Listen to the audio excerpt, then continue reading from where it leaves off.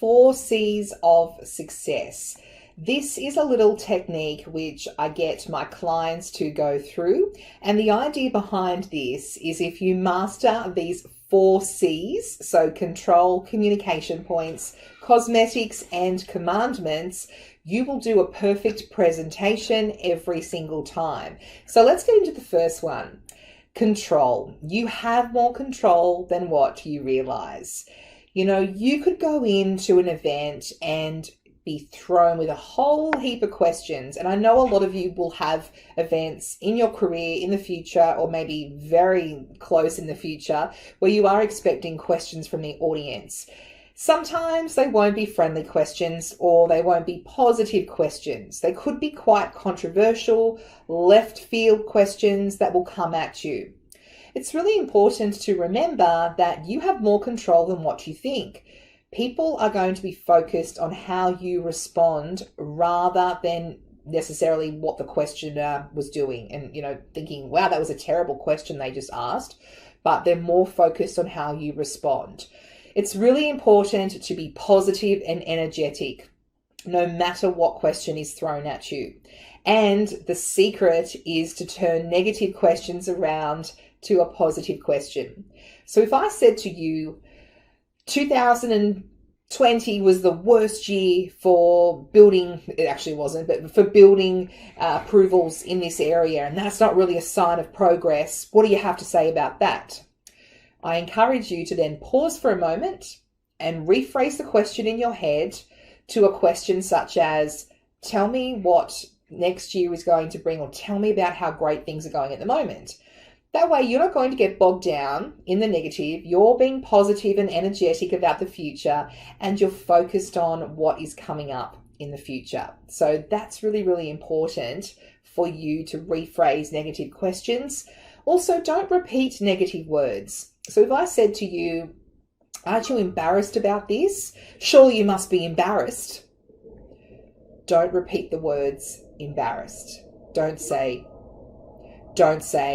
no, I'm not embarrassed, because people remember how you respond and what you say. You don't have to repeat that negative word. And just remember, at the end of the day, you can't control the audience, but you can control your own behavior.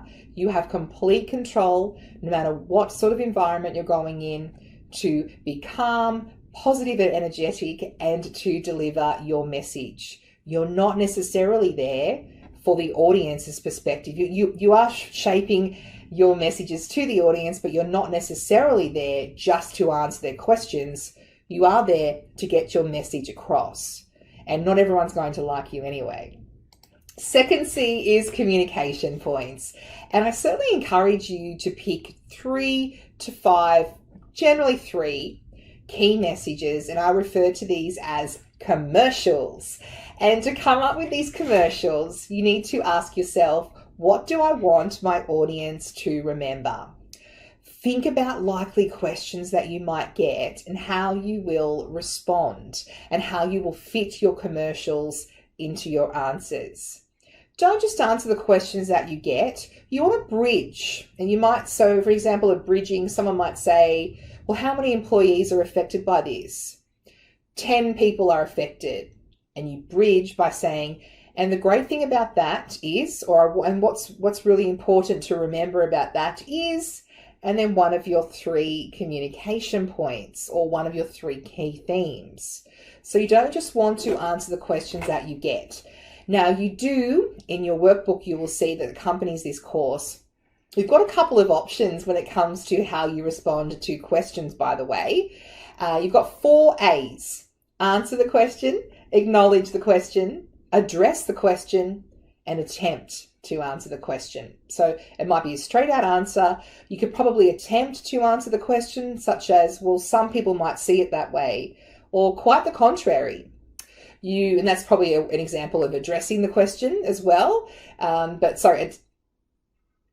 You've got a couple of options when it comes to answering a question. You've got answer, attempt, address, or acknowledge. So you might straight out answer a question and then throw in a bridge, and what's important here is, or the great thing about that is, and then one of your points. You might attempt to answer the question, so you might not be able to answer the question. Perhaps you don't know the answer, or for legal reasons. So you could say, look, that's a great question. I don't have all the details right now, but I will come back to you on that. Please come and see me afterwards. A little bit about that in a moment. But what I do know is, and then your message. I'll tell you a little bit about that part in a moment when I just parked there. But back to these other A's. You might be able to acknowledge the question. So some people might see it that way, or quite the contrary. What we've actually found is, and then your response. So we've got answer, attempt, acknowledge, and address. So hopefully that puts that into perspective there. Sometimes you might be asked a really micro question and you can only answer it from a macro perspective. So basically they might ask something about HR, but you work in finance, so you can't get involved in that. Look, that you'll have to ask that question of HR. What I can tell you is though, or what I can tell you is, and then your key message.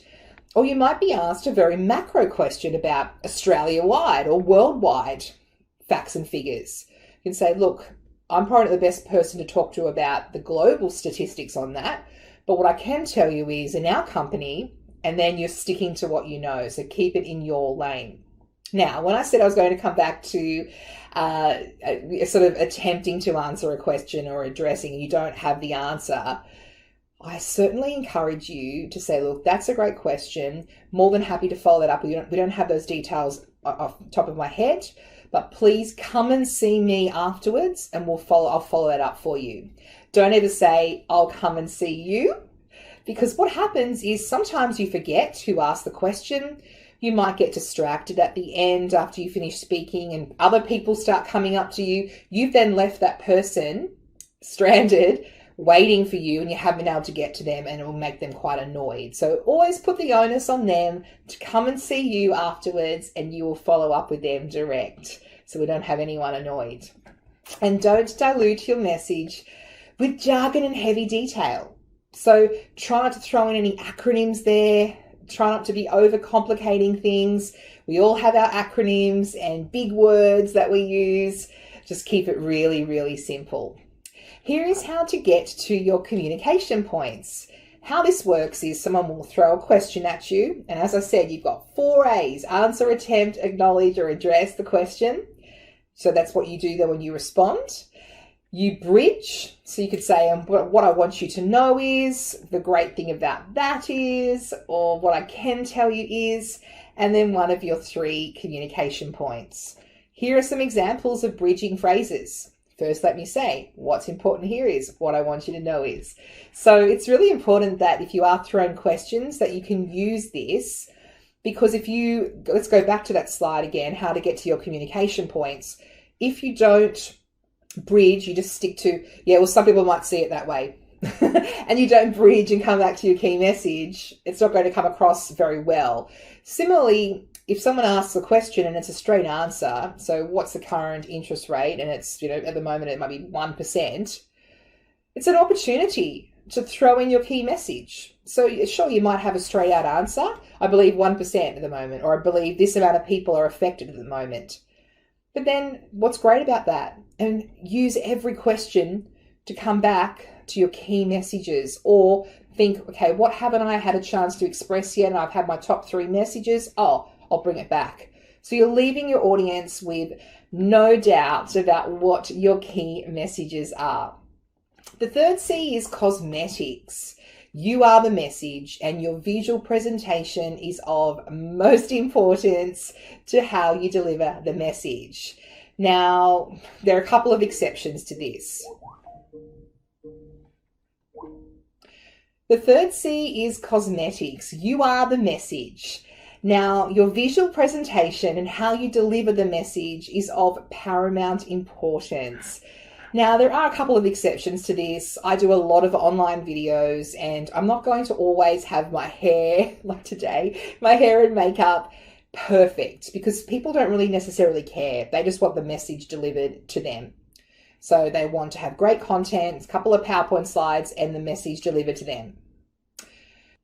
However, if you're up on stage and you've got a little bit of coffee or milk or something spilled on you, or there's your hair sticking up, people are often going to be distracted from your message. So really just do a final check in the mirror before you go out there and face your audience, because we don't want to take away from what you have to say in an environment where there are a lot of distractions.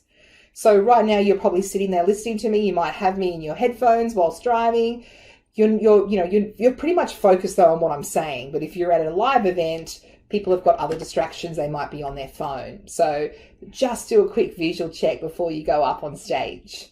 Also on cosmetics, a couple of little tips here in regards to minimizing those distractions. You want to have good posture. So if you are like me as well and you like to use your hands a lot, I say to people, don't try and stop that. So if you do try and stop that, you won't come across very natural. But what I do encourage you to do is just keep it down low. So that way your hands aren't up here and they're distracting from your face, which is delivering the message. So just keep them down low, and that's what makes you feel comfortable. Sometimes by moving around, that gets rid of a lot of nervous energy as well. So that's really cool. So don't try and stand there like a stiff, nervous person. Just try and keep your hands down low. And if you need to move around to get rid of some of that nervous energy, that's fine. And we'll talk more in our managing nerves and fears, how to get around feeling like that, feeling nervous. Avoid clasping your hands if you can, just so you're not stiff, putting them in your pockets, but do whatever you feel comfortable in. And what makes me feel comfortable could be different to what makes you comfortable. You want to vary your pitch and tone. So you don't want to sound monotone, like this all the time, and I'm so bored and I'm not going up and down. You want to really vary it. So by recording yourself, you're going to pick up on where you could perhaps do some inflections, where you could pause as well. So by recording yourself, put yourself through the torture of working out, okay, I probably could slow my words down here. I went too fast in this particular point, or I could pause for effect on this particular story as well. Watch for verbal tics. Everyone has one. And I mean a repetitive phrase, also known as a disfluency. That's an you know, like, so, yeah. I'm saying you know at the moment, and it will change. I often will say and then you know is my latest one that I'm saying, and I know I'm saying it through this video, and it's because I've been around someone who says that a lot, and you can easily pick it up. Look, you're never going to eliminate the ums and ahs, but what you can do is reduce them. And how you can reduce them is by, when you go to say or ah, simply pausing. And then next time you go to say and ah, so it's just really being in tune with what you're saying. Next time you go to say it, just pause. And eventually the pauses get shorter and you will reduce the ums and ahs. And then finally, neat and tidy clothing. If you do have a presentation coming up and you want to run me through what you're wearing just to make sure it's appropriate, more than happy to give you some tips. So shoot me a message with your outfit on and say, is this appropriate? I don't want to see any too crazy ties or any sort of patterns or chunky jewelry. I went through a stage where I was wearing really chunky jewelry and it was distracting for my audience. So feel free to use me as a sounding board. The final C is those shouts or commandments. Those shalt not lie and stay in your lane. Don't ever lie when you're doing a public speaking situation, like a presentation or a meeting. It'll come back to bite you. And stay in your lane. So when I say stay in your lane, I mean don't even go there and try and attempt questions that have nothing to do with your particular area of expertise. They might be above your pay grade, or they may just be in a completely different field that you have no knowledge of.